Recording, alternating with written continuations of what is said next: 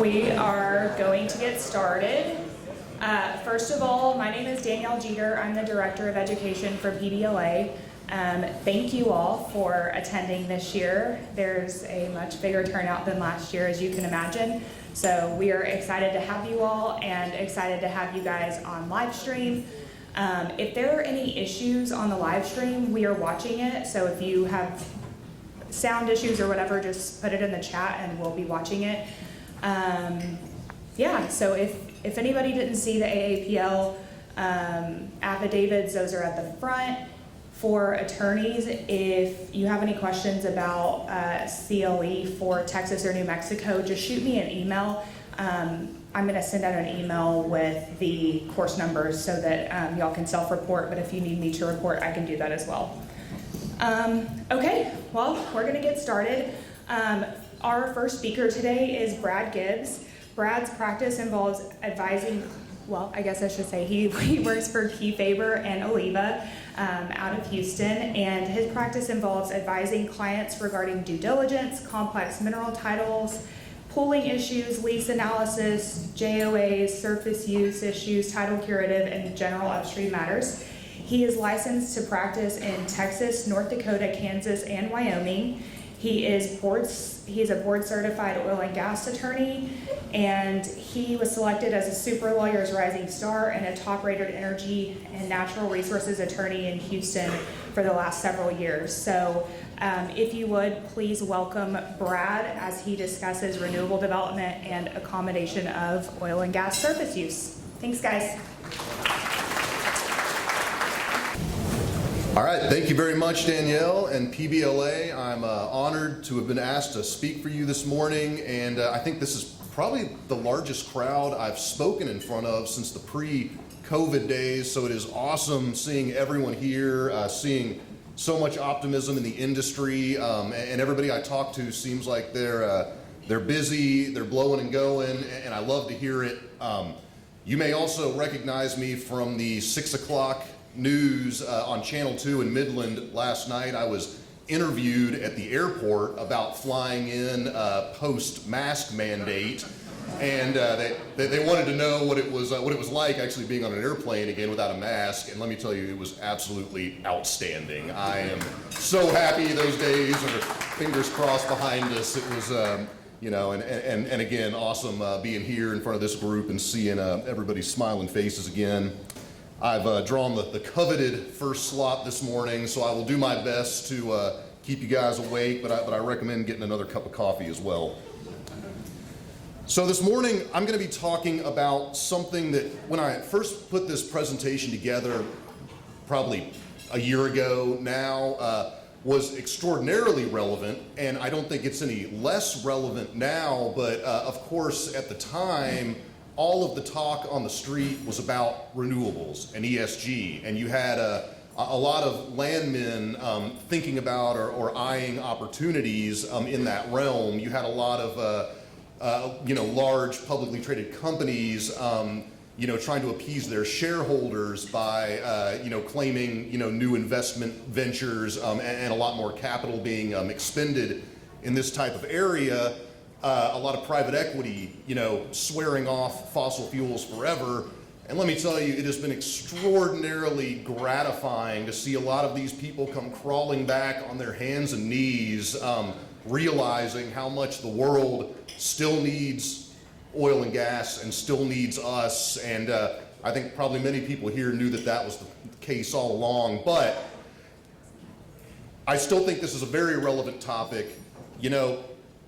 These two industries are going to have to learn to live side by side. A lot of states are really starting to recognize that. There's been some good articles out of New Mexico recently, talking about the fact that, we realize how addicted we are, to oil and gas funds for our, public schools, infrastructure, and at the same time recognizing that there is going to be a shift, but this shift isn't going to happen overnight or even over the next 10 years.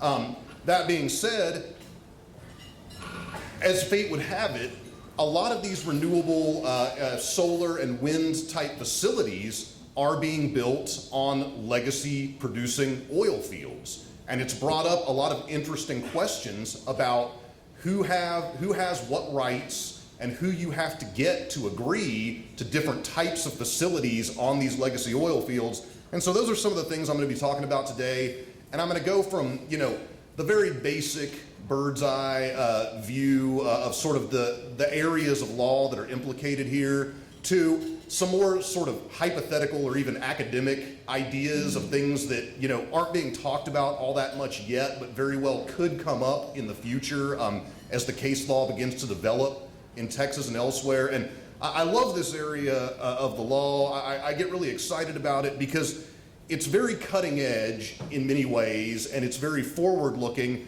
but at the same time, it implicates a lot of very classic fundamental oil and gas doctrines. And it's interesting seeing those old oil and gas doctrines being, brought, shown in a new light, brought to the surface again, and kind of seeing how they're going to play out in this new context. So Danielle, thank you for your excellent introduction. I won't really pause on this slide. And just to give you a quick overview, I'm going to talk a little bit about mineral severances, some good softball stuff that everybody knows about.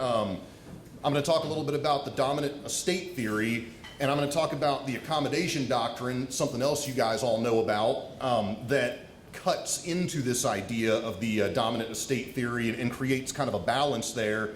I'm going to then talk a little bit about the Midway solar case.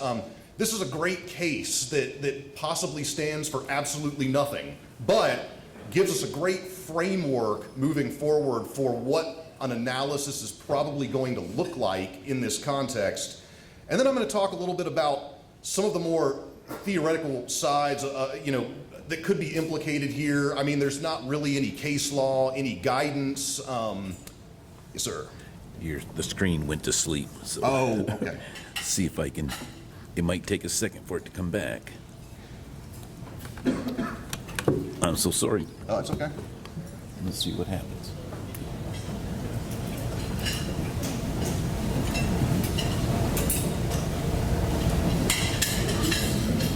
Well, hopefully it comes back, and in the meantime, I will just keep reading off my slides. So we'll talk a little bit about the executive rights, NPRIs, a situation of what might happen if a surface owner was encumbered by, or held the executive rights and was encumbered by certain non-executive interests and effectively conveyed away all right to develop the surface, whether that might be a breach of some kind of duty. I'll talk a little bit about just some general comparisons between wind and solar and how they, one may be more implicated than the other. And then I'm going to talk a little bit about some of the best practices moving forward. So, I apologize. Can you guys, I guess you can't really see the slides. I'm working at it. Okay. No problem. My slides are mostly a bunch of words anyway. They're not that interesting. So again, this presentation attempts to shed light on the development of renewable energy sources and how the oil and gas industry is going to be affected moving forward. And again, we're going to be talking about the accommodation doctrine, dominant versus servient estates, executive right holders, and I'm going to talk a little bit at the end about title insurance policies because a lot of solar developers heavily rely on some of these title insurance endorsements, and there are some limitations that they should be aware of, and they're not necessarily going to cover them in all of the different liability exposures that can come up. So if you could see my slide, the title would be Mineral Severances. This is something that I'm sure everybody in this room intimately knows about, and so I'm not going to harp on this too much, but often, as you all know, ownership rights in a tract of land are split between the surface estate and the mineral estate. This is known as a mineral severance. As an owner of both of the surface and the mineral estate can obviously sell, convey, or partially convey rights to either the surface or the mineral estate. A lot of what I'm going to be talking about today is going to be in the context of a severed mineral estate. Obviously, if you own the surface and the minerals and you sign a solar lease or convey away rights to use the surface, that's going to be okay. If you were to later sell your mineral rights, they would be subject to that prior encumbrance. So what I'm really talking about today is situations where the minerals have been, mostly or completely severed from the surface estate. So obviously a new mineral owner of a severed mineral interest can partially convey their interest to new parties. These types of small fractional conveyances generally are going to affect the mineral estate because who wants 1.801482% of the surface? And in practice, multiple conveyances can often create numerous fractional interests in the mineral estate. So when you're talking about ownership rights, surface owners are generally going to have the right to use and enjoy the surface, except for any surface rights that, of course, belong to the mineral owner. The mineral owner is going to own the classic bundle of sticks, the royalty, the bonus, the delay rentals, the executive right, and that developmental right, including ingress and egress, things like that. This executive right is sometimes considered to be fused with this developmental right. The two generally will pass together, although they can be separately segregated into what you might call a naked executive right, and I'll talk a little bit more about that later. So the dominant estate theory, this I'm sure is something else everybody in this room is very familiar with. What the dominant estate theory says is that when a mineral estate is severed from the surface estate, that mineral estate is going to be considered the dominant estate, and the surface estate is going to be considered the subservient estate. This is going to be the law in most states, at least some variation on this. There's going to be certain implied rights for a mineral owner or a mineral owner's lessee to enter onto the surface and make reasonable use. So effectively, the mineral owner can make this reasonable use without being liable for any kind of trespass. Of course, there is this reasonability that kind of runs throughout the dominant estate theory. So, and here's a quick preview on the Midway Solar case. One of the things that was being heavily litigated or heavily argued over in the Midway Solar case was a 1948 mineral deed that gave mineral owners the right to use as much of the surface as was, and this is in quotes, usual, necessary, and convenient. So what does that mean? We've got this reasonability standard that says you can make reasonable use of the surface as long as it doesn't preclude developing the minerals. This is going to be sort of a default rule. It, of course, can be contracted around. So what happens when a 1948 deed says, well, you can make usual, necessary, or convenient use of the surface as the severed mineral owner? And you've got to look at some of this stuff in the context of when these conveyances were made. So this is 1948. Obviously, nobody in 1948 was thinking about horizontal drilling, for example. So a usual, necessary, or convenient use in a 1948 deed would probably mean vertical drilling. And I bring this up because this creates an interesting nuance in the Midway case that I will be talking about. So what is then generally considered reasonable? Well, we're usually talking about geophysical exploration, drilling, roads, installing, tank batteries, things like that. It's fairly broad. Anything you need to do generally to develop your lease, to develop the minerals, and to, get the minerals off the lease, however that might happen, is going to be considered within the scope of reasonability in the dominant estate theory. But is that everything? Is dominant estate all powerful? Well, like any other good, solid legal doctrine, the courts have come back and chipped away at this dominant estate theory over the years and made it much less powerful than maybe it was.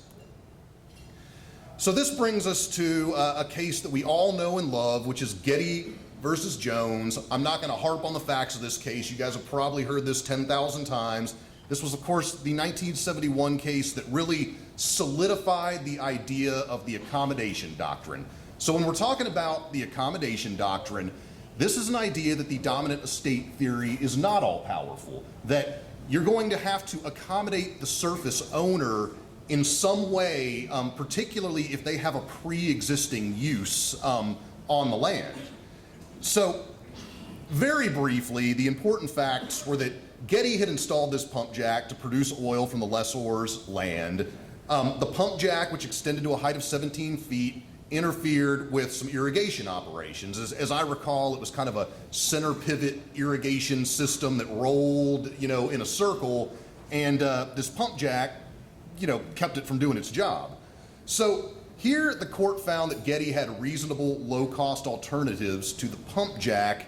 I always thought this was kind of interesting because what the court actually said in this case was, well, you can dig a hole and put your pump jack down in it.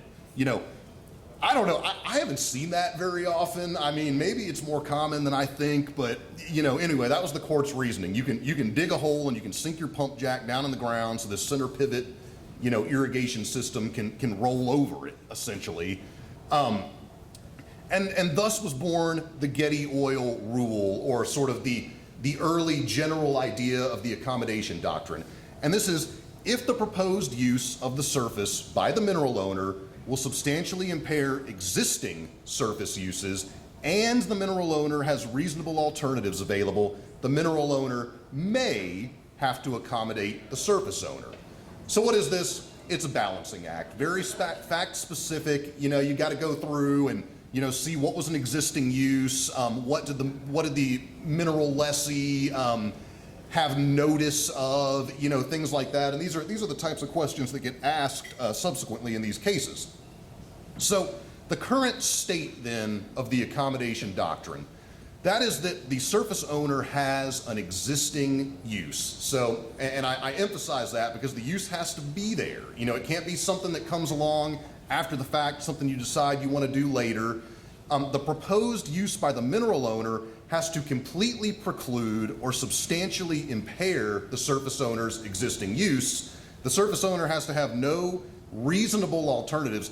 And this is one of the most heavily litigated parts of this doctrine in the cases around it is, what is a reasonable alternative? Do you need to move your corral over? I mean, is that reasonable? Very fact-specific stuff like that. And the mineral owner, of course, also has to have alternative, reasonable, customary, and industry-accepted methods available to develop the minerals.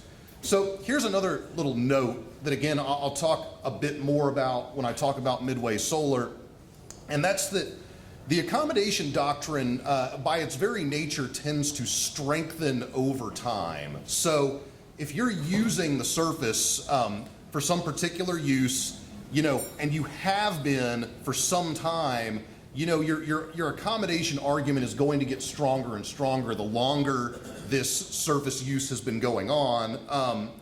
After a surface facility or use is in existence a while, it may be much harder for a mineral owner to come back and say, well, we don't have any other reasonable alternative.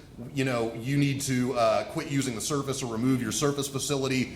And certainly horizontal drilling has thrown an interesting new monkey wrench in this type of analysis, because you can put wells strategically in much different places than you used to be able to, and still target the area that you're looking for. So this brings us to Lyle versus Midway Solar. This is a really fun case. It's got some great facts, and it's also got some interesting angles that make it both a great framework for analyzing what this is going to look like in the future, but also completely relegate this case to its facts and make it, somewhat useless at the same time. So what happened here was a renewable company constructed a solar facility which covered 70% of a 315-acre surface estate. What made this interesting was this particular parcel of land. It was, in the middle of a long-producing oil field. There was a lot of oil around it, but for whatever reason, this particular tract had been kind of overlooked, stranded almost. And nobody had ever produced anything on this tract. Even more interestingly, nobody had ever even attempted to lease these guys before. And that might have made a difference, the way the court kind of phrases its opinion. If these guys had executed some leases in the past, there'd been some interest shown, something like that, it might have changed the analysis a little bit. But as it stood, these guys had never really made any attempt to lease, develop, market, do anything with their minerals, even though there had been some production around them. So the plaintiffs, which was the Lyle Group, sued based on a breach of this 1948 mineral deed that I talked about a little while ago.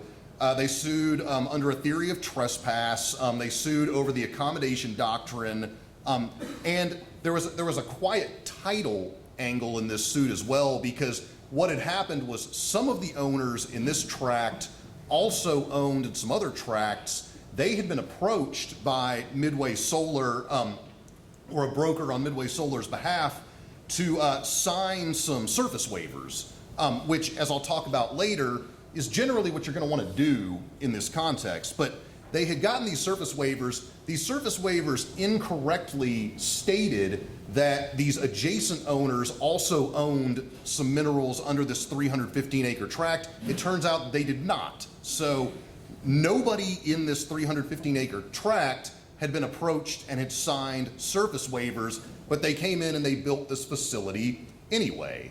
And unfortunately, I have a slide, and I think you guys still can't see it, that kind of shows a map of this, but I'll try to explain it. So imagine a rectangle, kind of a stand-up section, and what they did was Midway Solar said, well, look, we'll designate a couple of drilling zones at the top and bottom of this section. So they left a narrow strip at the top and a narrow strip at the bottom, and they blanketed the entire rest of the surface with a solar facility.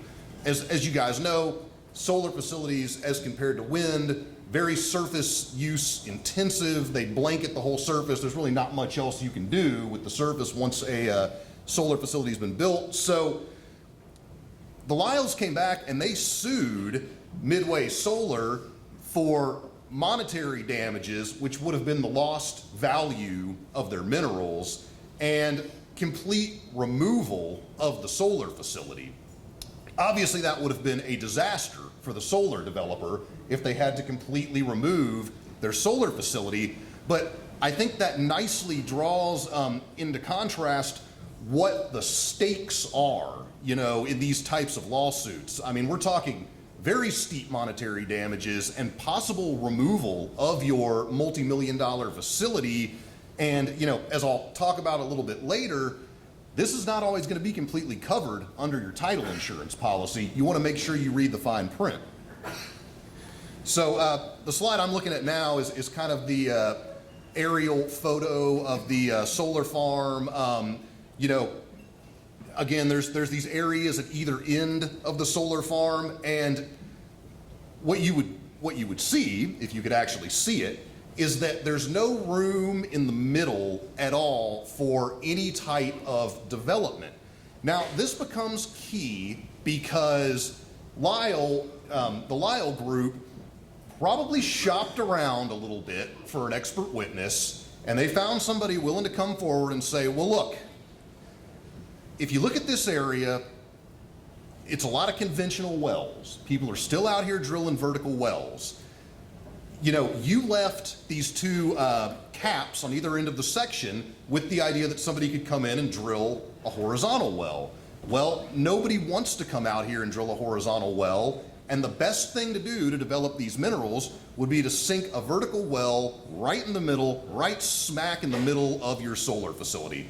So they've got an expert up there testifying about this, saying, look, they've completely destroyed the value of these minerals. Nobody's going to come in and ever lease them or purchase them or develop them, because the only way these minerals can really be developed are by drilling vertical wells. Now, whether that's true or not, I don't know, but they found a guy willing to get up on the stand and testify about this, and so that is, kind of how this was being argued in the courts. So the plaintiff's argument was essentially that their ability to develop their mineral estate had been completely impaired or destroyed by the construction of this solar facility, and that the accommodation doctrine should allow them to prevent any surface use that may one day interfere with the extraction of their minerals. So they're coming back and they're saying, you know, look, under the dominant estate theory, even under the accommodation doctrine, you have not reasonably accommodated us because you've completely eliminated our ability to come in and develop these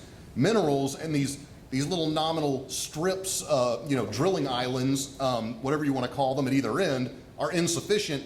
We were never consulted. You guys just made a unilateral decision as to where these drilling islands should be and said that's good enough. So essentially, by not getting surface use waivers or accommodation agreements or approaching these guys in any manner, they open themselves up to this long, protracted, expensive litigation. The defendant's argument was that, well, look, these mineral estate owners have never once tried to develop their mineral estate. Why bring this now? You know, the damages are completely speculative. And look, we did leave some available space. So you've got really two fairly reasonable, sound arguments, I think, on either side of this. You know, the plaintiff's saying, well, how are we ever supposed to develop our minerals now? And the defendant's saying, well, look, you know, you've never tried to do anything, you know, that ship has sailed.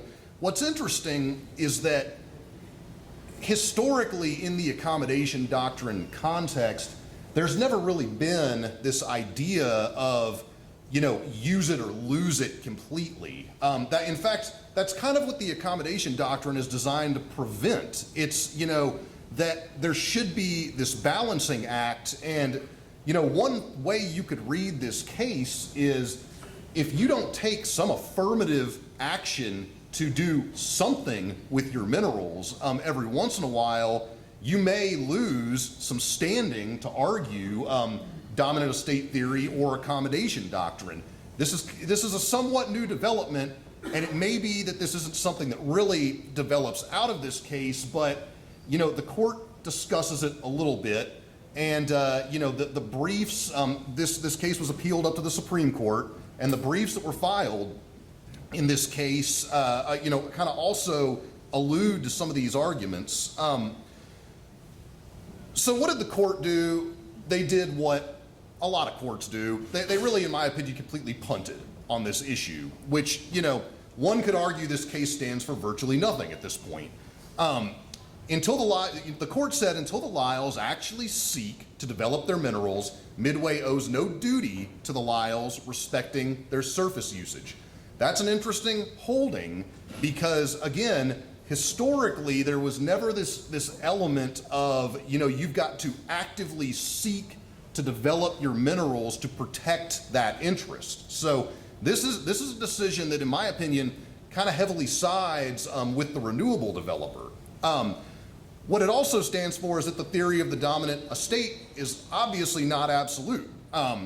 You know, what affirmative action then do you have to take to protect your dominance? Again, this is kind of a new open question. The mineral owner cannot have the unilateral right to dictate the use of the surface, but the accommodation doctrine does apply. And the court says this. The court says, well, look, we agree. You absolutely should be arguing the accommodation doctrine here, but we're just not going to talk about it because, you know, we don't think that this case is really ripe at this point. You know, we don't think you have standing to come argue the accommodation doctrine because you've never done anything with your minerals, but it absolutely does apply. So this case went up to the Supreme Court on appeal, and it never got anywhere. The petition to review was denied back in November, and then they applied for rehearing, and it was actually denied last week. So this has been dragging on for quite some time, and it seems that it's just been put to bed recently. But you know, the petitions that were filed and the briefs that were submitted brought up some really good points. And I think, again, this case is going to stand for and is going to be the framework moving forward that these types of situations are going to be analyzed under. And, you know, the first thing they argued about is whether the petitioner's various claims were ripe. You know, this is that kind of use it or lose it idea. And they also said, well, look, you know, the Court of Appeals should have looked at the accommodation doctrine. This was, they just completely sidestepped it and said, well, it applies, but we're not going to apply it here. And their point was, look, there was no consultation with the mineral owners on drill site locations. It was completely unilateral. There was no geologic analysis. The drill sites are too small. They're obstructed. Vertical drilling is the most feasible due to the historical trend line for the development in this area and all that. And they also argued this kind of catch-22. They said, well, look, how are they supposed to develop their minerals now if they can't develop their minerals? You know, their rights are never going to become right because you've blanketed their surface completely. You've really left them no reasonable way to develop their minerals. And so you've kind of caught them in this trap now where because they didn't do something affirmative to protect their dominant estate, now there's really nothing they can do. So, you know, again, to me, this case, it's a great framework. It lays out all the pieces you need for this type of analysis. And I think what it really stands for is you just want to avoid reaching this point by agreeing with the surface owners and the mineral owners beforehand. So now I'm going to talk a little bit about the idea of non-executive and executive rights in this context. So I'd first like to just kind of lay out a very simple fact pattern for you to kind of think about as I'm talking about this. You've got a situation where the mineral estate has been severed, but the surface owner has retained the executive right. So all of the right to lease and basically deal on behalf of the mineral rights owners. And you know, there's some cases where this type of thing has come up before. Urban Outfitters being one, and I'm sorry, I think Urban Outfitters, that's a clothing store, isn't it? I think it's Texas Outfitters. Whatever the name is, it's early, okay, for me too. The executive rights and the non-executive rights, so you've got this situation where the surface owner owns these executive rights. They get approached by a solar developer and they end up, you know, leasing the entire surface, keeping all the money for themselves, and they've effectively destroyed the value of the non-executive rights. And this could be NEMIs, MPRIs, however it may work. You know, in Texas at least, the owner of an MPRI or a non-executive interest is in a fairly powerful position. I mean, you can't even dilute these guys and pool them without their consent. And there's a lot of case law that protects these interests from self-dealing on behalf of the surface owner, where they receive all the benefit and nothing goes to these non-execs. So again, what does the surface owner have? They have the right to enjoy the surface. That doesn't give them any right to enjoy proceeds from minerals. You've got the executive right owner who has the right to lease the mineral interest. Again, not enough to enjoy any proceeds. And then you've got the non-execs who, in this situation, would have the right to royalties and the right to proceeds. Now, there is a duty that runs from the exec to the non-exec, and it's been characterized as a duty of utmost good faith and fair dealing. Now, this is not a fiduciary duty. I'm sure, you know, a lot of you guys have heard this before, but it is an elevated, a heightened duty, and it's one that if you breach, the consequences can be fairly severe, up to and including canceling a lease or canceling you know, a surface conveyance. It means that the executive right holder must act as he would if he owned the entire mineral estate. So you don't have to place your non-execs above you and you know, as you like you would if you were a fiduciary and put their interests in front of your own, but you have to, you know, equally weigh their interest and make sure that they're receiving an equal benefit. Also got to protect the tract against drainage. You know, and the executive right is a real property interest. It's one of the sticks in the bundle, which can be conveyed or sold, but it's not a fiduciary duty. So typically third-party lessees or operators do not owe NPRIs and NEMIs holders the same duty as their exec does. So that duty doesn't run to the operator in most instances. However, they can be implicated if they know, if there's some actual notice that they weren't dealing in, utmost good faith and fair dealing, like they say, hey, we'll drop this royalty, down to next to nothing if you just give me a massive bonus instead. And it's quite clear what's going on. Something like that could be a breach. And if the third-party operator knowingly assists the executive right holder, in this kind of malfeasance, then they may be implicated. This is not an incredibly well-developed area of the law, but there's reason to believe that that's kind of the way that would go. So for breaching this duty, you can have cancellation of a bad lease, you can have punitive and exemplary damages, punitive damages, this is basically a creature of contract, so punitive damages have been found to be appropriate in this instance, and the court has left open the possibility that instead of damages, you could opt for even cancellation of the executive right. So, what this all means is that Texas courts go to great lengths to protect the non-execs and make sure that they're getting a fair shake. So some examples of the breach would be directly benefiting, executing leasing instruments that benefit the executive right holder at the expense of the rights of the non-participating interest holders. So that would be, again, that idea of self-dealing. We've also seen instances like the Leslie case of a restrictive covenant, basically writing something into a deed or a conveyance that says you can't develop the minerals here when there's been a prior mineral severance or a prior existing exec rights, and not informing the non-participating holder of an option to pool, things like that. So these are all instances of a breach of this type of duty. Others would be refusing to lease, and again, that's the Texas Outfitters case, not the Urban Outfitters case. And if refusing to lease is arbitrary or motivated by self-interest, that can be a breach. And so really anytime you see an executive right owner gaining a benefit at the expense of its non-execs, there's a potential breach of this duty. Maybe holding the executive right can be more trouble than it's worth in some instances.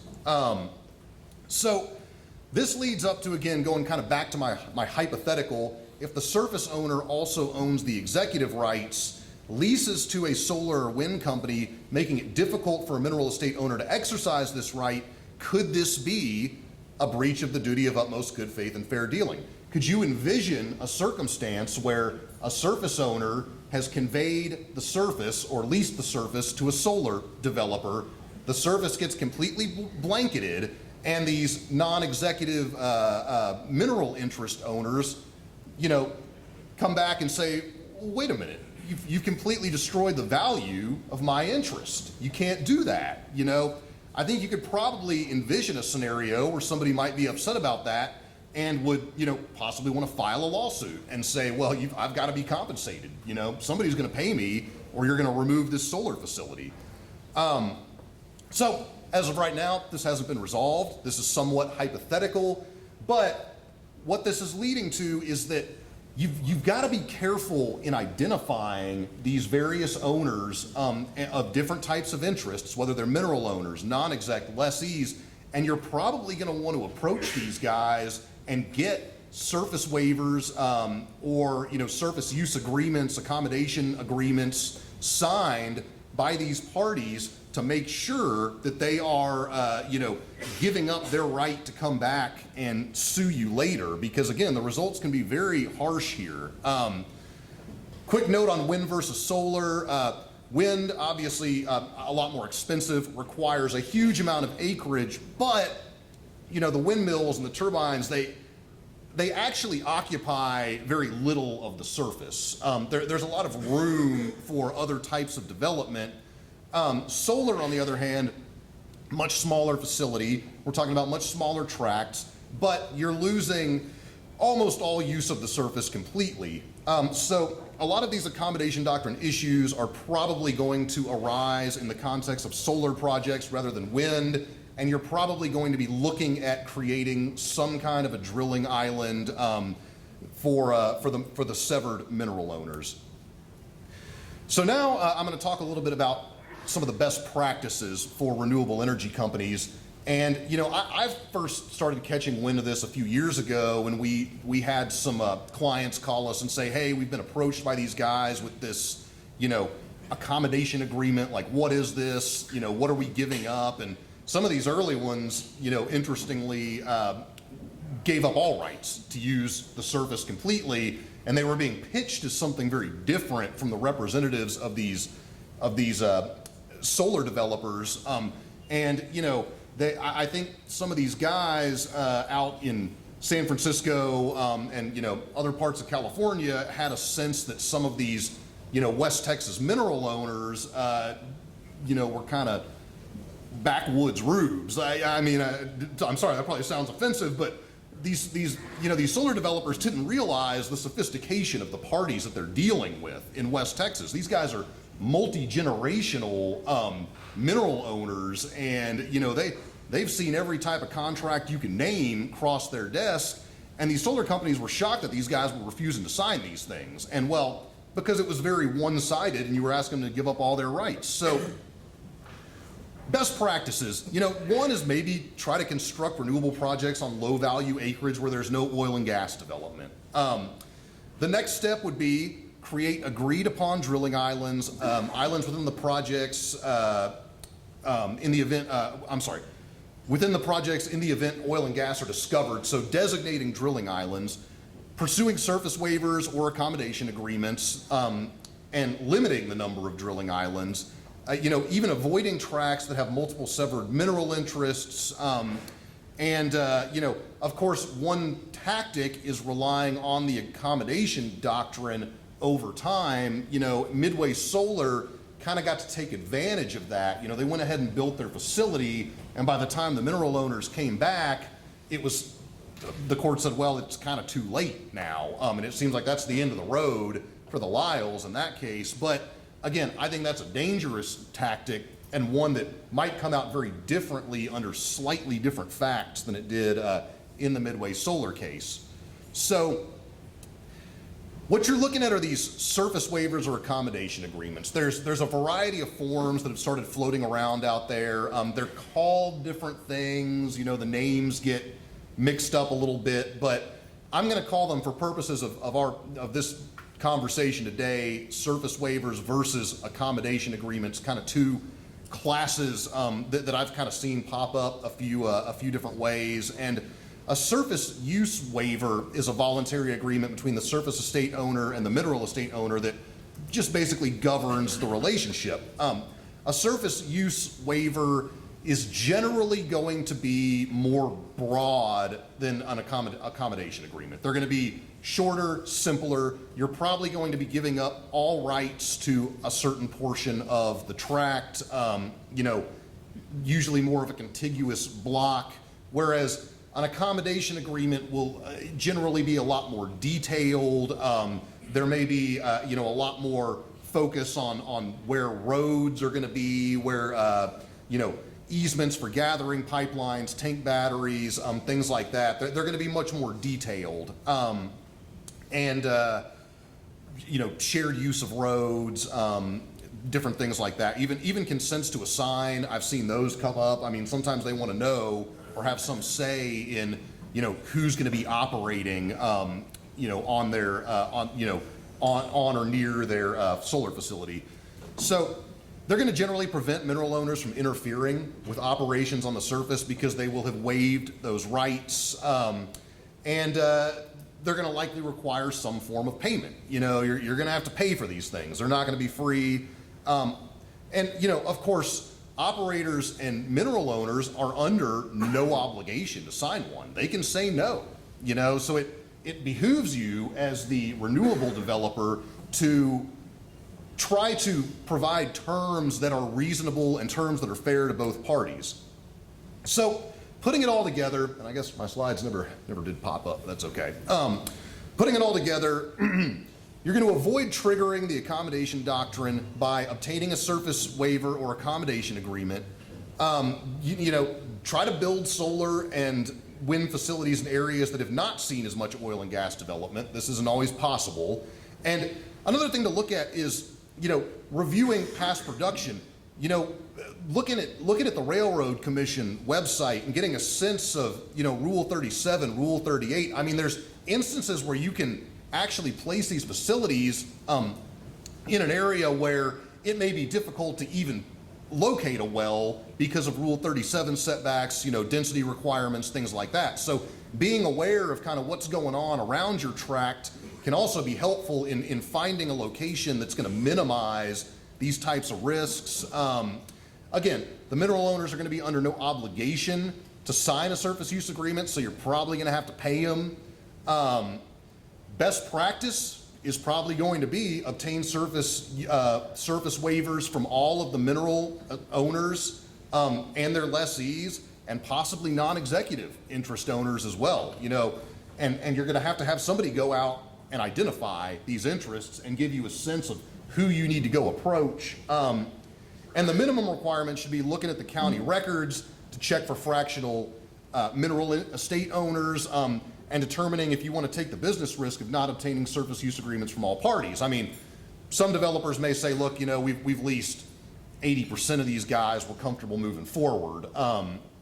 You know, the rest of them all have very tiny fractional interests that probably are not going to be worth, you know, pursuing or litigating. So, you know, again, fairly fact intensive. At the end of the day, though, these guys should be using a good broker at a minimum to go out and identify all these owners and help them get these waivers signed. And to the extent there's some questions on ownership, you know, in some instances you may want to get a law firm involved as well.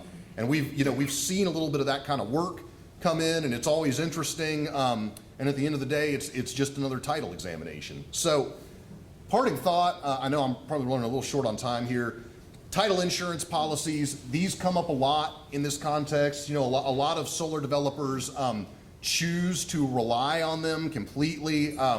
So under the Texas forms, which is, you know, T19.1 and the subsequent forms, title insurance policies provide title endorsements that may give a solar developer or its financiers some protection. You know, this is true.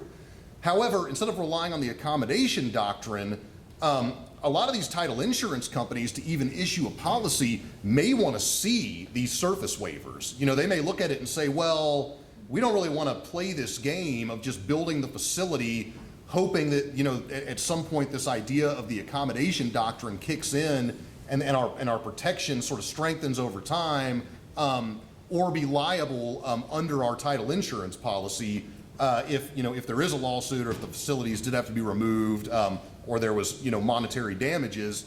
The other thing is, these title insurance companies, they don't often specialize in identifying the right people to go get these surface waivers from. You know, sometimes they'll just say there's been a mineral severance, and they don't really go much further than that, much less go through and identify, you know, who the current lessees are, who the current owners are. Again, this idea of non-executive interest owners, things like that, that's generally going to be outside of the scope of the abilities of most title insurance companies. And then finally, you know, a lot of times even if you do have a good policy, it's probably only going to cover the value of the underlying real estate right and some improvements, you know, up to the amount of coverage that you actually purchase. And it can start to get very expensive very quickly, and it's not going to cover things like lost operating revenues and profits and you know, contracts and things like that.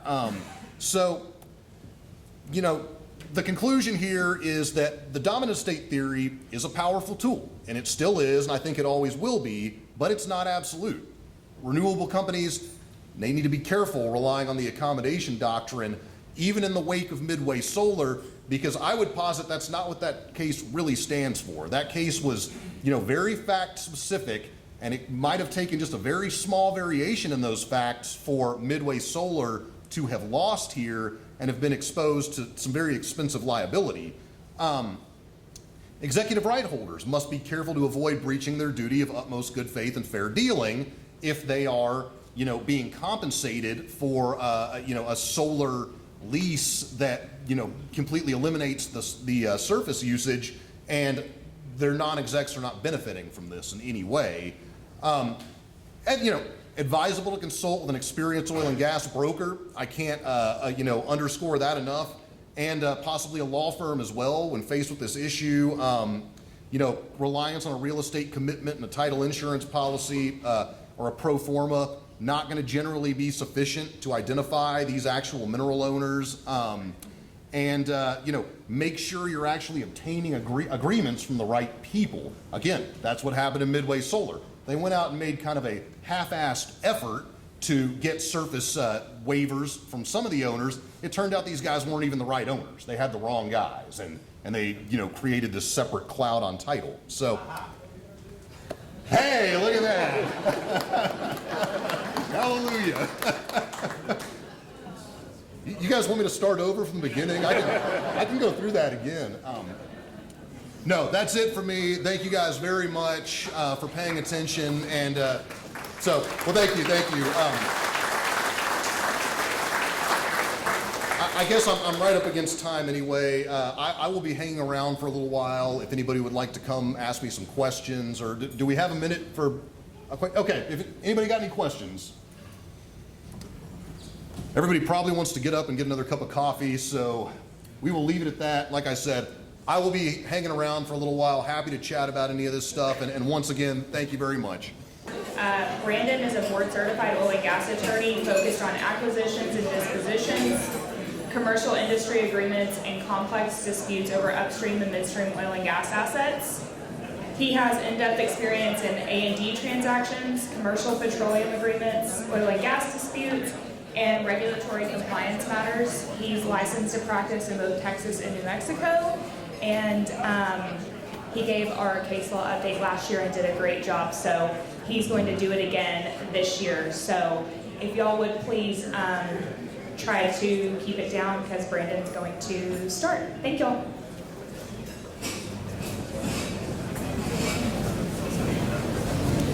Thank you, Danielle, and thanks to Brad Gibbs for suffering through the lack of slides, so I'm going to have to. I feel like we've entered the 21st century up here now that we don't have to.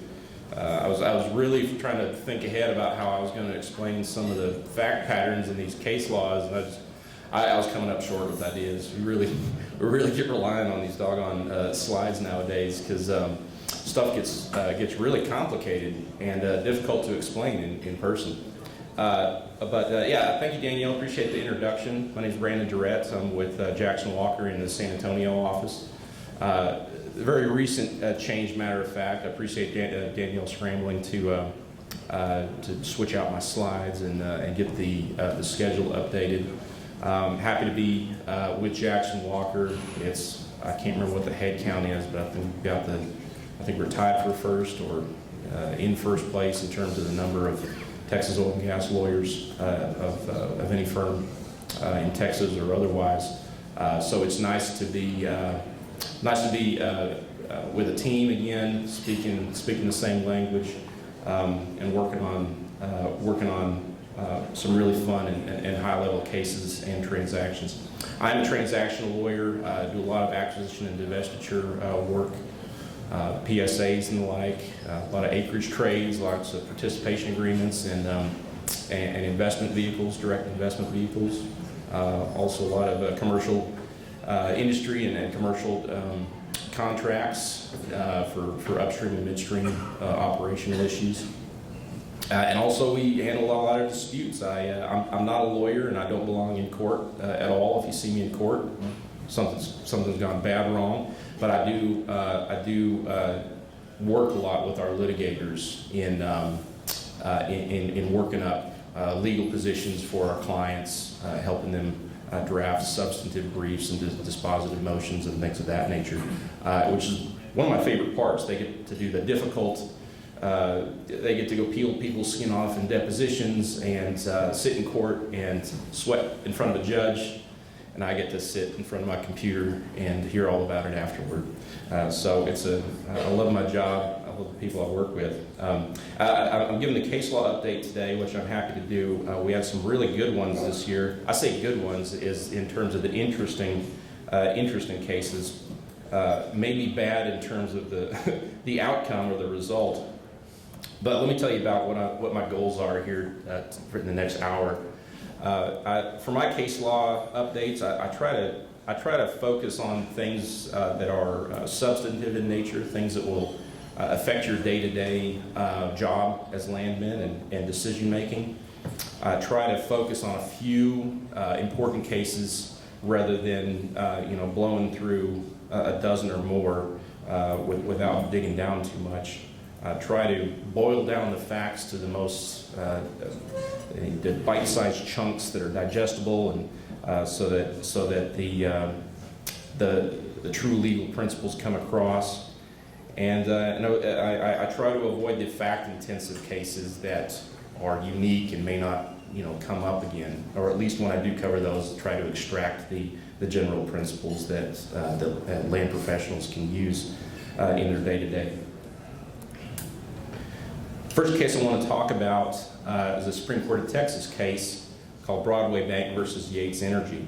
You may have heard about this case. It's already a little bit infamous and is causing some folks in our industry and in the legal community in general to scratch their heads a little bit. In Broadway Bank, we've got a very simple transaction to start with. The grantor conveys some mineral interest to a grantee in fee simple.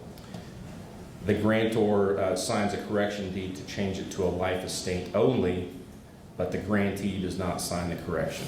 Later on, the grantee sells those minerals to a third party. We'll call it company. Sells the minerals to a third party. So we've got A, B, and C owners, correct? Grantor and grantee, the original grantor and grantee, then sign a correction deed, and recall that the grantee no longer owns the property, but grantor and grantee sign the correction deed. The company, who's the third party that now owns the mineral interest, does not join the correction deed, even though he's the only party that ostensibly owns an interest in this property. The grantee then dies, and the grantor sues to claim title reverted to him following the grantee's life estate. Because recall, the grantor and grantee in their correction deed changed the grant from a fee simple interest to a life estate interest based on the grantee's life. So the original grantor says, it's now ours, it reverted back to us. The third party buyer, the company that acquired it, says, we didn't sign that correction deed. We are the owner, we are the only party that should be, we're the only party negatively affected by this transaction. We clearly should be party to this deed, or to the correction deed, otherwise it can't be effective. There is a statute in Texas that governs the execution and effectiveness of correction deeds, and that's in Texas Property Code, as you can see. And the relevant language that they talked about in this case was, says that a correction deed for material corrections to a deed, and this would be material, it's the parties are purporting to claw back a material interest in real property through the correction. Correction deed must be executed by the original parties, quote, or if applicable, a party's heirs, successors, or assigns. And here, the third party assignee would be a successor or assign of the grantee, correct? So, the question comes up, of course, was that correction deed by the grantor and the grantee binding on the third party buyer, that company, even though the grantee had already conveyed all of his interest away to that third party company? So muddle on that for a moment. Yes, it was effective, despite the fact that the grantee had completely divested himself of any interest that he had acquired. He and the original grantor were able to retroactively divest the third party grantee, or the third party assignee, of the interest that he paid consideration for, believed he was a bona fide purchaser of, and had no reason to suspect that anything like this would be possible. I've got a little bit of language here to explain to you the court's rationale and how it interpreted the statute to say that the original grantor and grantee could independently execute a correction deed. What it boiled down to was the if applicable language, right? The statute says grantor and grantee can execute a correction deed, or if applicable, the grantee's heirs, successors, and assigns. So the question was, is it applicable here for the third party assignee to join? The court said, well, we can do it either way, right? It doesn't really matter. You can have it the original parties, you can have the current owner and the original grantee do it. We don't think that it's that the actual owner of the property is a necessary party to the correction deed. This was a 5-4 decision, so there are four justices that said this is the silliest thing I've ever heard. The actual owner of the property is obviously the most necessary party to a correction deed that affects his interests, especially in a situation where it's going to fully divest him of the interest they paid for and had an expectation of retaining that interest. The court said that according to their reading, nothing in the statute indicates that an assign or the third party assignee must assent to a correction. The third party assignee argued that they should be afforded some bona fide purchaser protection, meaning the deed was recorded, we paid consideration for it, we should get certain protections from that, from third party interlopers or unrecorded changes and in things that come up later that are unrecorded. The court said that's not really applicable. That has to do with prior instruments that have not been recorded. Here, we're just talking about a correction deed. We don't think the BFP concept applies. So the significance of this is, and if you'll forgive me for being critical, you could easily say that this legalizes a fraudulent transfer of property and fully destabilizes our record title system in Texas. It drew a very heavy dissent. They said that the court would have gotten the same result if the if applicable language were deleted entirely. In other words, they really just ignored that if applicable language. If it doesn't mean affected, or if they can completely ignore that and let the original parties execute a correction deed to affect a third party buyer, it really means nothing. The court read, according to the dissent, the court read that language out of the statute entirely. Court blames the legislature, of course. They say they should have drafted better, they should have said what they mean. But at least in my reading, the court could have easily stuck with some basic principles of equity and fairness and read this statute the way I think anyone who's reasonable would think it should be construed, is that a party with an actual interest in the property should be party to any correction deed in that property.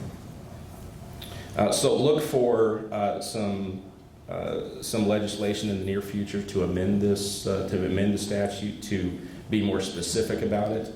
It's been going on for, this statute's been on the book for many, many decades, and this is the first we've heard about a serious problem with it. And I really don't have any advice for you as to how to protect yourself against this, other than just in every conveyance in every acquisition that you make, put something in there that says, assignee must be, or the parties here to must be party to any correction instrument to protect yourself. I don't know if that'll work. This is brand new stuff. It's stuff to think about. It's definitely stuff to get into. But I think we're going to be hearing a lot more about this case in the near future. And by the way, feel free to ask questions as I go if any pop up. Let's talk about the BPX case. This has been making its way through the courts for a few years now. I think I covered the Court of Appeals case last year or the year prior. This has to do with this is a pooling and ratification of pooling case. In BPX, the lessee had attempted to pool a lease that did not contain pooling authority. Lessor then refused to sign a unit ratification and challenged the pooling by sending a demand letter to the lessee. Right, this classic situation, nothing terribly exotic about this. You probably deal with this most every day. The lessor then, despite objecting to the lessee's attempt to pool without pooling authority, accepted large royalty checks based on pooled production, which the lessee had been sending him. The language in the lease regarding this issue said that the execution of future documents, which would refer to things like division orders, shall not, irrespective of the language contained in there, constitute a waiver, acceptance, ratification, reviver, or adoption of this lease, or a waiver of any claim, demand, cause of action lessor may have or claim for any breach of any expressed or implied obligation under the lease. That is a roundabout way of saying, by acceptance of royalty or division order, we're not waiving any of our rights. You can't say that this is a ratification of any of the lessee's actions, including an improper pooling or pooling without authority. So in this case, the lessor was very diligent about continuously challenged the pooling authority right away. He sent a demand letter. He made sure and followed up and talked to the lessee early and often, and ultimately sued to collect the additional royalties on an unpooled basis that he believed he was entitled to. But nevertheless, he accepted royalty on a pooled basis. So what does that do? Did he ratify? Did the lease language saying that acceptance of royalty or signing of a division order would not amend the lease or ratify, did that protect him?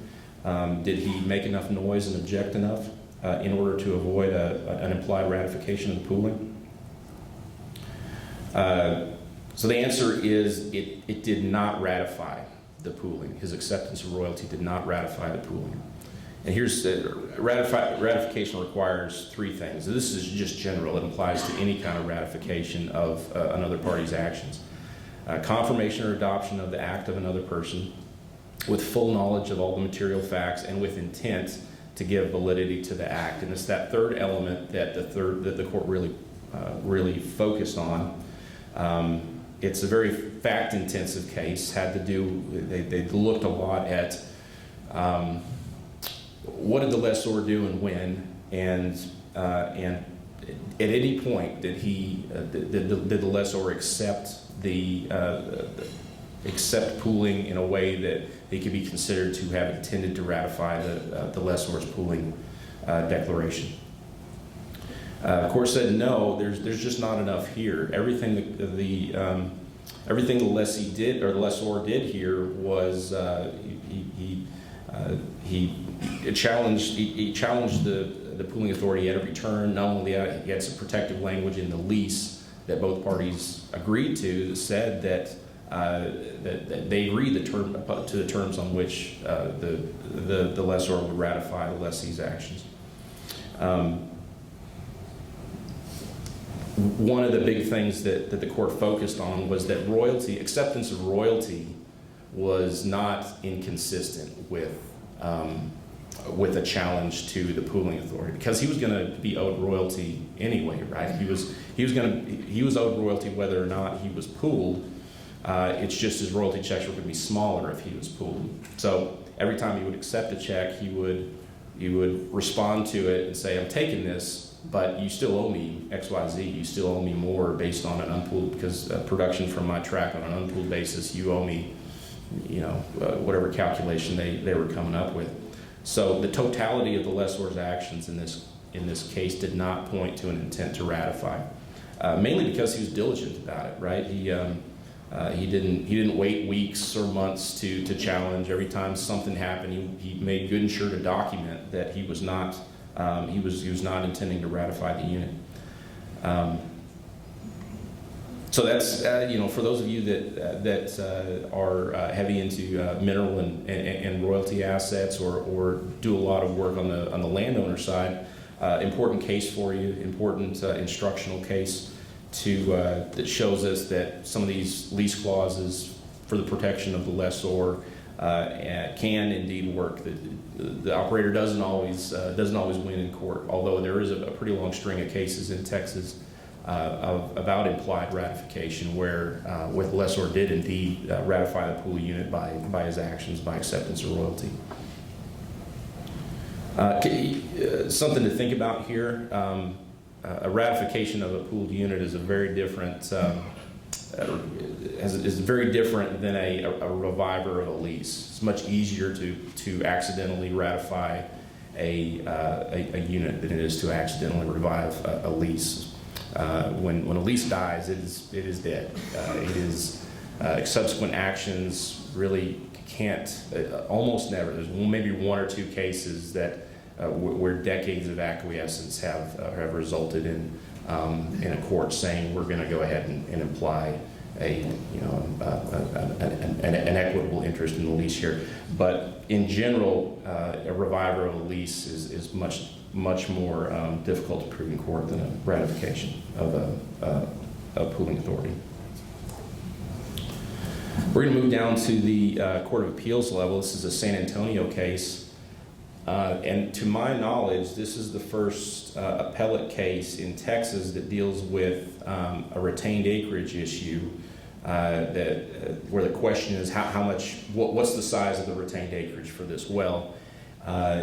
For a horizontal well. Pretty much all the cases that we've seen on that topic so far have dealt with vertical production. And frankly, it gets a little more complicated in this case, right? There's Rule 86 issues to worry about, and addition of optional acreage based on wellbore length. So let's talk about it. You can probably already guess where we're going with this. Retained acreage clause in the lease says that the lessee gets to retain the minimum acreage and shall designate the smallest proration unit size necessary for the creation of an allowable sufficient to cover actual production. Right, so very restrictive.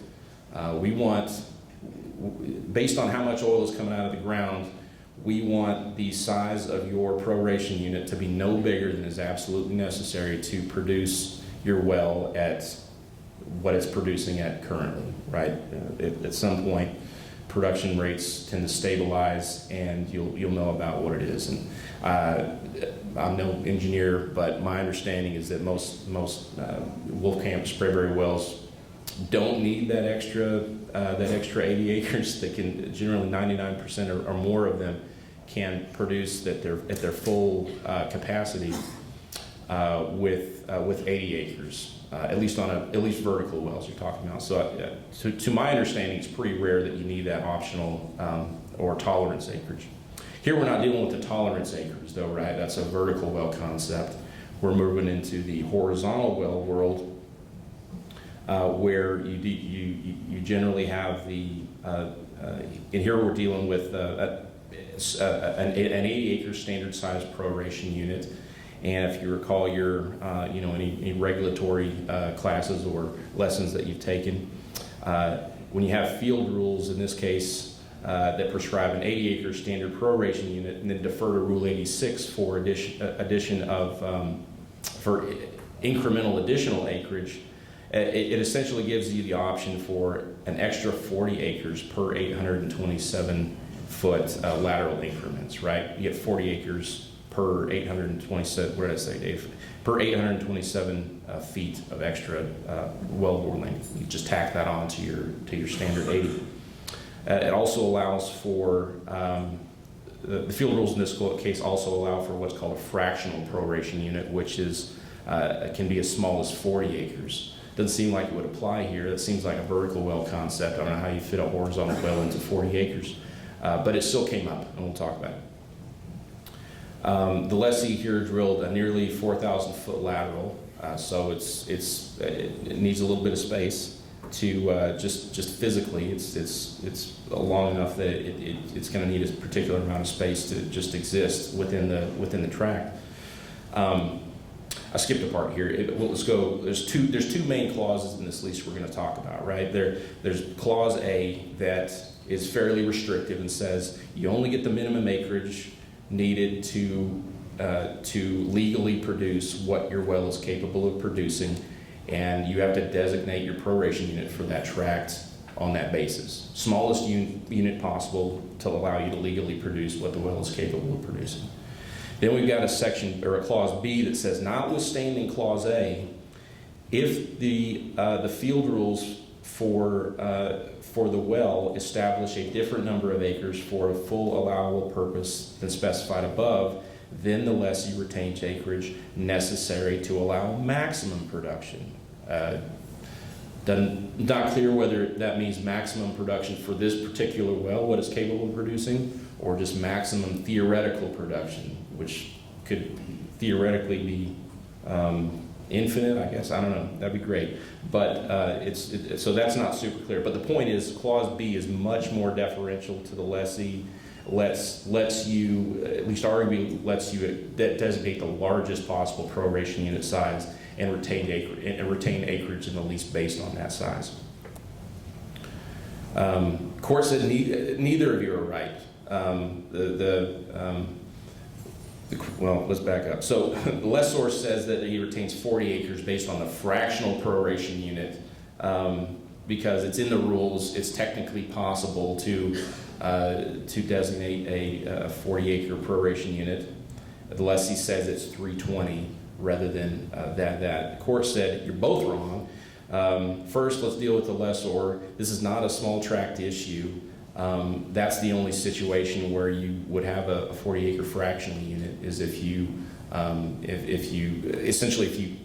drilled your lease to density and you have a little bit of scrap acres left over. You can use that acreage to drill an extra well.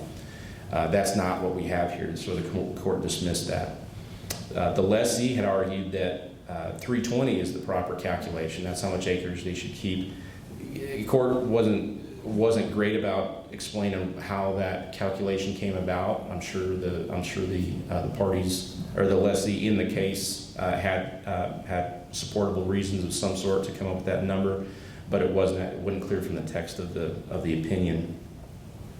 But the point is this: Clause A restricts retained acreage to the absolute minimum, and might not even allow for the addition of the Rule 86 acreage based on lateral length, which is technically optional acreage. The lessee can add that acreage or not if for whatever reason he wanted to stick with 80 acres and have a really long skinny unit, assuming he can still comply with spacing and any diagonal requirements. It's free to do so.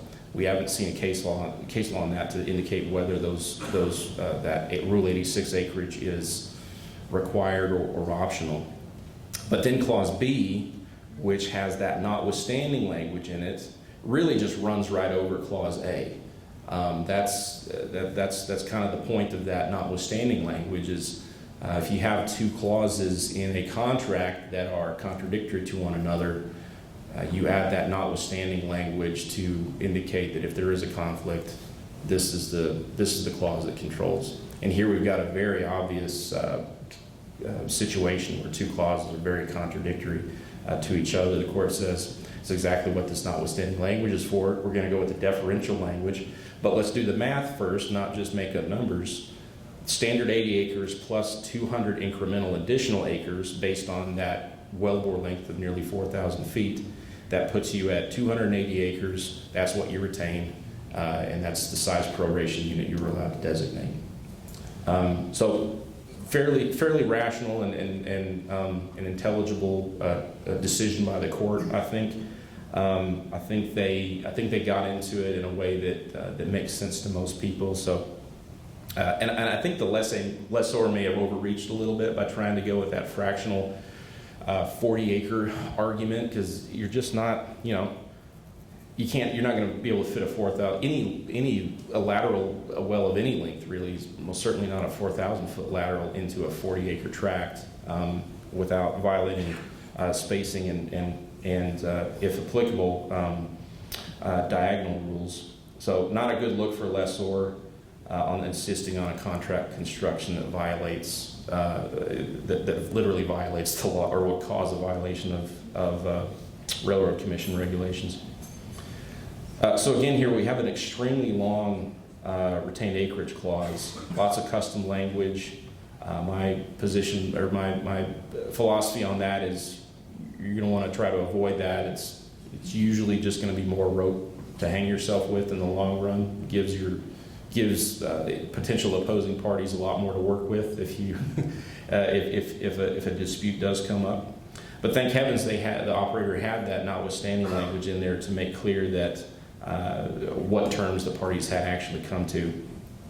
A lot of times you'll have the main lease form, of course, and a rider on the end, and I think that was the situation here.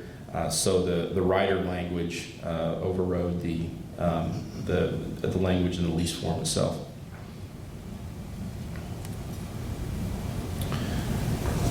How are we doing on time? All right, halfway through. I think we're doing okay. Let's talk about this Eastland case, King Operating versus Double Eagle Andrews. This is a sort of a law review or a law exam question test. You pay close attention to the fact pattern and see if you can puzzle out the answer as we're going through it. So in this case, the lessor owns multiple tracts, and he was the executive owner. He had the authority to execute oil and gas leases on all those tracts except one, where he was just a non-executive mineral owner. Nevertheless, he signed a lease that covered all of those tracts, including the the one in which he didn't own executive rights. The lease addendum clause said that the lease would stay in force in effect for the primary term and for so long after as there was production and paying quantities from, quote, the leased premises, right? 99% of all leases that you deal with are going to use that term, leased premises, to describe as sort of a defined term to talk about where the lease is and what tracts it covers.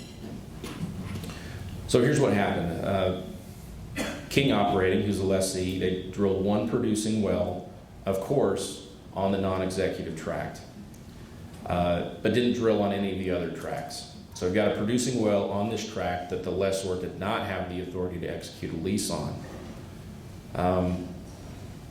And of course, also note that King did own the lease did take a lease from the executive owner on that tract, so they weren't trespassing or anything. They had the authority to be there based, from the actual executive owner. But the question in this case is, did the first lease I mentioned that purported to cover the non-executive tract along with the other executive tracts, did production from that tract perpetuate that lease that covered the multiple tracts? The primary term had expired. The lessor leased to Double Eagle. Top lease to them rather, and King permitted some new wells, and Double Eagle and King got into a dispute about did this lease survive or not? Did production from the non-executive tract nevertheless hold that lease, even though the lessor didn't own the executive rights on it, because it purported to cover the leased premises, which included the non-executive tract. So we know that the lease didn't actually convey minerals under the lease, right? It's oil and gas lease is a conveyance of minerals, and the lessor didn't have the right to do that. But nevertheless, did the lease premises still, since the addendum clause said that the lease would last for so long as there's production from the leased premises, is that non-executive tract, does that fall within the definition of leased premises, such that it would perpetuate King's lease? No, it didn't. The lease couldn't cover the non-executive tract because the lessor didn't have authority to sign a lease on that tract. So pretty straightforward answer. Production is going to be required from the land conveyed under the lease, at least in Eastland. It's going to from the land conveyed, not the land described. Right? You can sign a lease for covering Andrews County, Texas, but you can't drill a well anywhere in Andrews County, Texas, and perpetuate your lease on the little sliver of land you might, or little sliver of minerals that you own in Andrews County, right? So the leased premises here in this case can't include a tract in which the lessor did not own the executive rights. It didn't perpetuate it for the purposes of the habendum clause, or it can't be included for purposes of the habendum clause, but not for the purposes of the granting clause, right? It clearly didn't grant that land, that the minerals under that tract. So we want to be consistent and say that it also doesn't count as leased premises for the habendum clause. And production from that tract also doesn't perpetuate the lease. The court distinguished a case called Sampson versus Hooks, in which they kind of went the other direction. They said leased premises means the tract boundaries as described, not necessarily just the tracts in which you actually own the mineral interest. Court distinguished that case because in Sampson there was a complete failure of title. The lease covered nothing at all. In this case, there was only a partial failure of title, meaning the lease was still good as to the tracts that the lessor did own the executive rights in. So something to consider if you've got a situation like this. Maybe you consider if you're on the operator side, maybe you say the described lands instead of the leased premises, or something to be clear. If the intention between the parties is that a well on a non-executive tract will still perpetuate the rest of the leases, you're going to need to think about that from a drafting perspective. If you're familiar with a case called Mangus Figuera, there's kind of a similar situation where you've got this sort of complex fact pattern about production from where and on which tract perpetuates which lease and why. That's a good case to bone up on as well. Something that I looked at in this case and was sort of puzzling over is that they said that leased premises, if they had said, if the court had ruled that the production did perpetuate that lease, production from the non-executive tract did perpetuate the lease, would leased premises, would that really have a different meaning for the granting clause? Because if you make a grant of land like you would under an oil and gas lease, or just say we're working with a deed, right? And you say A grants Blackacre to B. Well, say you own half of Blackacre. You don't own all of Blackacre, but you've signed a deed conveying all of Blackacre. Well, the fact that you only own half of Blackacre doesn't change the fact that you purported to grant all of Blackacre. The granting clause says what it says. You still owe him the other half you owe your grantee the other half of Blackacre. You breached your warranty, if there is a warranty.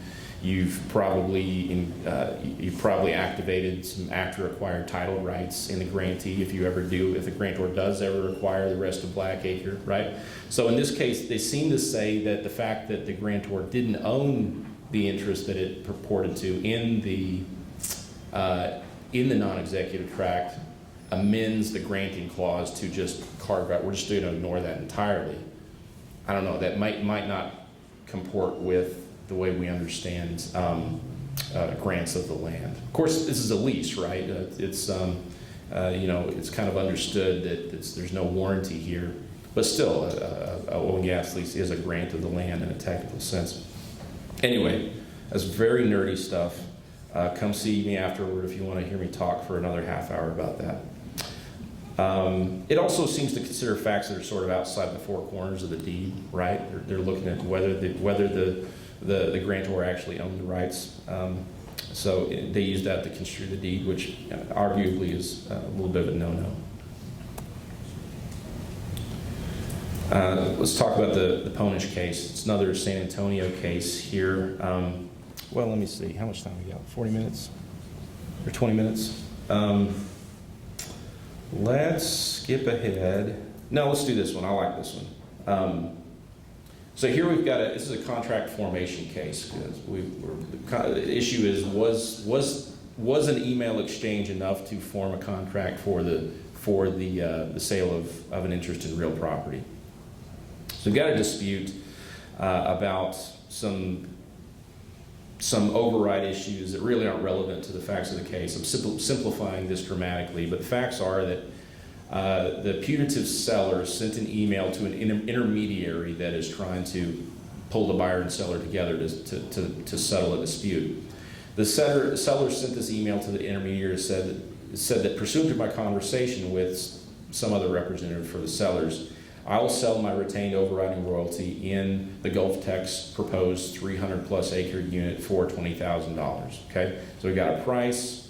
We know that it's an overriding royalty, and we've got some kind of description of the property, right? It says the Gulf Tech's proposed 300+ acre unit. The intermediary then emails the buyer to confirm those terms. Buyer emails back and says, we have a deal, I accept those terms. Buyer then says, okay, I'll go ahead and draft the assignment, I'll send it to you for review. That never happens, right? Months go by, the buyer doesn't send that draft assignment, and no further steps are taken. About 10 months later, the buyer says, probably because this overriding royalty has gone up significantly in value due to some development, says, hey, we never closed that deal for that $20,000 to buy that override for $20,000 that's now worth who knows what, more than that. We need to get that closed. Buyer contacts seller to close the deal. Seller says those days are over.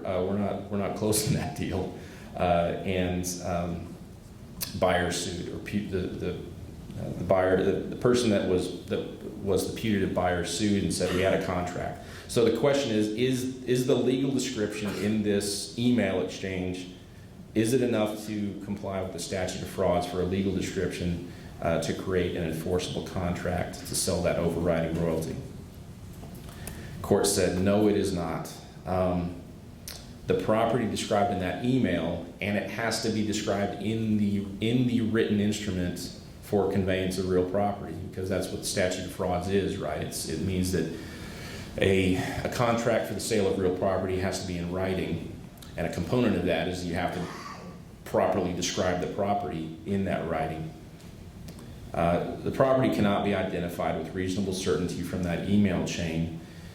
The legal description must contain the means or data by which the property can be identified, right? There's lots of ways to describe a piece of property. Sometimes even a real sloppy legal description will do the job, maybe not as cleanly as we'd like, but in this case, when they say the Gulf Tech's 300+ acre unit, Gulf Tech owns a lot of large units in this county. The property, and in fact, the property that they're talking about here, I believe, if I'm reading the case, the opinion correctly, is actually a 178 acre unit. You know, we don't even have a county, right? So there's your first knock on it. And then on top of that, we've just got sort of a very loose and apparently incorrect description. Even if it were correct, it probably not enough to get you over the line for a legal description. So extrinsic evidence is admissible, meaning you can bring in certain kinds of evidence to show, kind of plug in some of the gaps of a legal description, if that legal description refers to that outside evidence, right? But the legal description itself has to contain that key or nucleus of description. We didn't have that here. We just don't have enough to even if we wanted to go outside the four corners here, there isn't enough here to figure out on paper what property we're talking about. So the moral of the story is, don't do land deals over email, or at least don't rely on them to be enforceable. You want to sign a contract and you want to get that thing closed before it triples in value. And something to think about here, it sounds like the seller may have reneged on the deal, right? I don't know, you may want to think about that. Circumstances have changed significantly since those terms were discussed. There was a big settlement in the Gulf Tech case, and by the way, Gulf Tech's had nothing to do with this dispute. They just happened to be the operator. Another important thing to put in if you are going to be discussing these kind of deals over emails, which happens constantly, it's best practice to put some subject to language in your emails to say that, okay, we'll do the deal on here's the term sheet, here's price, here's the interest, we'll do these deals, but then add some language that says subject to execution of a definitive agreement. or assignments, right? Of course, if you want to do a sign and close, that's fine. But best to be clear that we're not relying on the email itself, and we don't have to show our bad grammar and penmanship, or bad grammar and we don't want that exposed in court necessarily, and we certainly don't want to have to rely on it for our legal rights.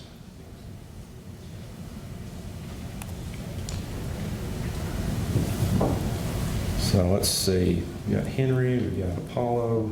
Who do we want to talk about?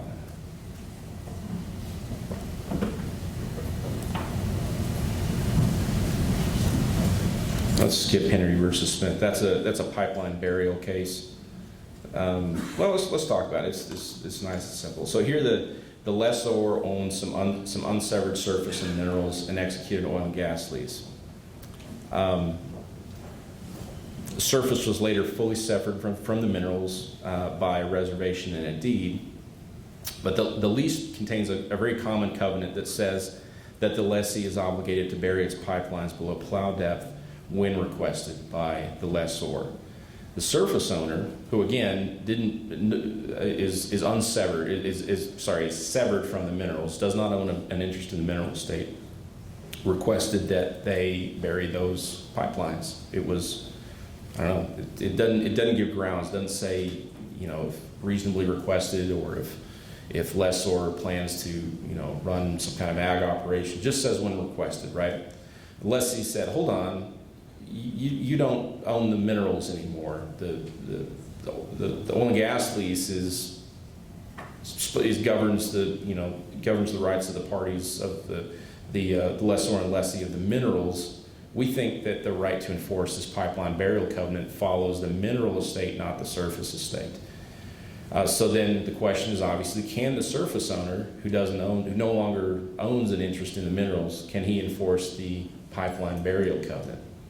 And this is important because there are a lot of surface covenants, surface-related covenants in any oil and gas lease you look at. So think about this in terms of anything, surface damages, certain restoration or remediation obligations, anything of that along those lines. Court said, yeah, the surface owner can enforce it. Who else is going to enforce it? The pipeline burial covenants are what's called they are an appurtenant right. They're appurtenant to or attached to the surface estate, and they therefore run with the land, the surface of the land, that is, under a subsequent surface conveyance, unless they're specifically reserved by the mineral owner. And why would they be? The prior deed that severed the surface and the minerals was silent as to those surface covenants. Therefore, the covenant runs with the surface. For the seemingly obvious principle that pipeline burial covenant is to the benefit of the surface owner. The surface owner is the beneficiary of that covenant. They would be called a third-party beneficiary in a contract setting, but same principle applies here. But again, think about your fencing, your any surface-related covenants in your lease. Even if the surface owner is not a party to that lease, they're likely still going to have the right to enforce it. Think about this. What if the surface had been severed prior to the lease? Would they still have the right to enforce it? Here in this case, it was severed later, right? So it's technically still in the surface owner's chain of title. What if the surface was severed prior to the oil and gas lease, so that lease is not in the surface owner's chain of title? Is he still a third-party beneficiary? Did it make a difference if it's in the chain of title or not? Something to think about. It's not in the fact pattern here. And again, the pipeline burial covenant may sound trivial, but I've dealt with this a couple of times, and it's, if you have an old mature field with just gathering lines snaking all over your field, that's an extremely substantial expense, especially if you have marginal production. It can be a pretty effective lever for a surface owner that may not necessarily want you to bury your pipelines, but may have some other things in mind that he wants you to do. I'm going to skip this one. That's a little fact intensive. Let's talk about this one. I'll summarize this one for you. We've got a situation here where the court has been called upon to construe the word predecessor, right? We see the word predecessor quite a bit in our business, in conveyances and contracts. There's at least two kinds of predecessors, right? You can say predecessor in interest or predecessor in title, right? Meaning the assignor or grantor under a somewhere prior entitled to an interest that you own. In this case, the word is used to describe the affiliates, officers, directors, shareholders, employees, agents, predecessors, and representatives from all claims related in any way to the tract. This appears in an indemnity agreement, and I'll skip the facts, but the point is, a party was a predecessor in title to the party that was the beneficiary of this indemnity agreement. The indemnity extended to the predecessors of that party, and so the predecessor in title says, well, we get the benefit of that indemnity, right? We assigned them the lease, so we are their predecessor. We get the benefit of this indemnity. Court said, well, no, you got to look at it in the context that it's used. Here we are looking at the word predecessor is used in a string of nouns here that it's related to corporate structure and management. We really can't see it as relating to the title to real property. We're going to construe this as meaning a corporate predecessor, right? If you have a merger or a name change or a any variety of other corporate transactions that changes one business entity into a different one, or a reorganization, right? Lots of different ways you can have a corporate predecessor. We think because of the way that it's used in context, you don't get the benefit as a predecessor in title. This really just refers to the party's affiliates, the corporate affiliates, and their corporate predecessors. So, best to specify what you mean in these cases when you do use predecessor, the word predecessor or successors. If it had occurred in a string of nouns like heirs, assigns, successors, predecessors, contextually that sounds a lot more like a land predecessor in title. So that's an important thing to think about when you're dealing with, especially when you're dealing with indemnities, releases, assumptions of liability. Best to be clear whether you're talking about corporate predecessor or your title predecessors. Got a few minutes left. I want to go over the scant case law that's come up in the last year in New Mexico. One of these that's not, the jalapeno versus NMOCD case is not particularly groundbreaking, but I think it's important, especially if you're not super familiar with the new rules the OCD adopted in 2018 for for permitting horizontal wells. In that case, jalapeno challenged mainly two pieces of regulation that the OCD had adopted. First one having to do with spacing units for horizontal wells. You'll note right off the bat that the term spacing unit, that's a New Mexico thing or a Rocky Mountains thing. We don't have, or at least if we do have, I'm not aware of it, we don't have a thing called spacing units in Texas. We have drilling units, we have proration units, and then we have spacing rules. So if you hear spacing unit, you should either think, well, this has got to be New Mexico, or we're talking about the wrong thing if we're dealing in Texas. In any case, the OCD adopted some rules for spacing units, which are essentially drilling units. They're a little different than Texas, but think about them in terms of concept. Jalapeno said these rules are way too inspecific. They don't provide for a specific number of acres like the Railroad Commission does, that gives us some certainty about how big your unit can be for horizontal wells. It essentially gives too much latitude to the operator to designate as much acreage as he wants.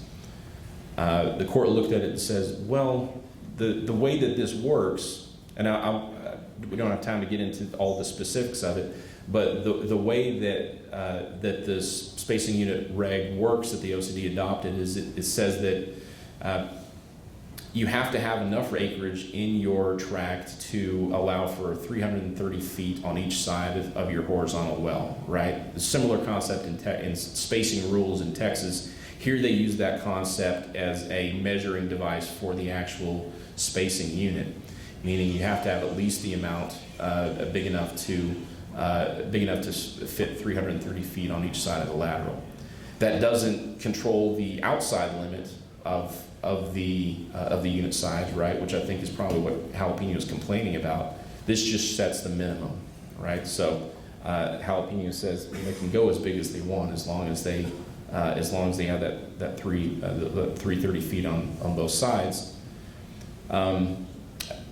Court said no, and one of the lessons to take from this is it's very hard to sue regulatory agencies or get any kind of satisfaction out of them because courts are extremely deferential to courts in their adoption of their rules, in the interpretation of the statutes, authorizing those regulations, in the agency's interpretation of their own regulations.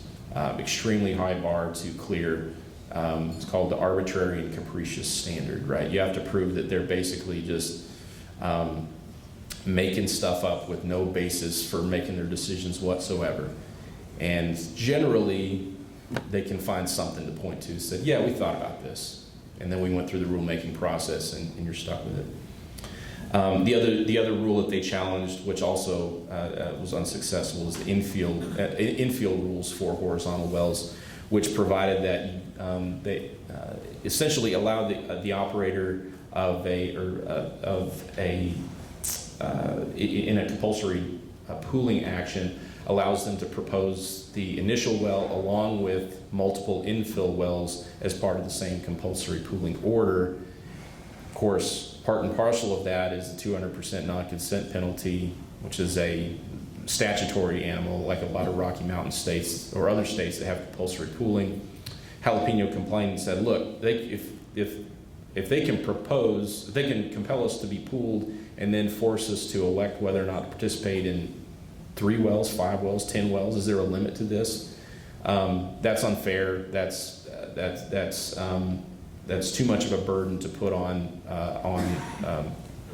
mineral co-tenants who have less power. And the same dispute comes up privately, right? Under JOAs where operators propose multiple wells at the same time. The economics are too big to allow a small working interest owner to participate on the same ground, so they end up having to go non-consent and end up having to eat a 200 or 300% non-consent penalty on multiple wells. But again, you're fighting an uphill battle if you're trying to challenge the NMOCD or any government agency. If you're interested in prescriptive public easements, there's a good case called McFarland versus Cattle. That's also very hard to prove. Here, they had a low water crossing that had been maybe used by a few members of the public. Neighbors said, this is our only access to the property. We need to be able to access it. But it wasn't exclusive, right? A private easement, you have to have exclusivity, meaning you've excluded the true owners for a number of years in order to establish, adverse possession over a particular easement. There was no such thing here because the original owners were using it, so they tried their backup option, which was, I will say it was a public easement because the general public has been using it and the owner has been allowing it. Well, evidence showed that it wasn't really being used by the public, at least not any regularly. It may have been used a couple of times in the past few decades. So ultimately the court said we don't see the evidence, and it has to be clear and convincing evidence, which is a higher standard than what you would normally see in most cases. Got some extra reading for you. There's obviously exponentially more cases in Texas that you have to chew through and process than there are in New Mexico.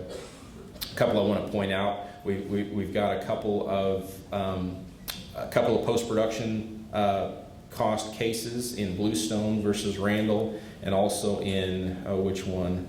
The Sherlane case. It's also a good one if you're having to deal with post-production cost issues. The Yowl case, if you're familiar with that, that was a rule against perpetuities problem in a washout clause.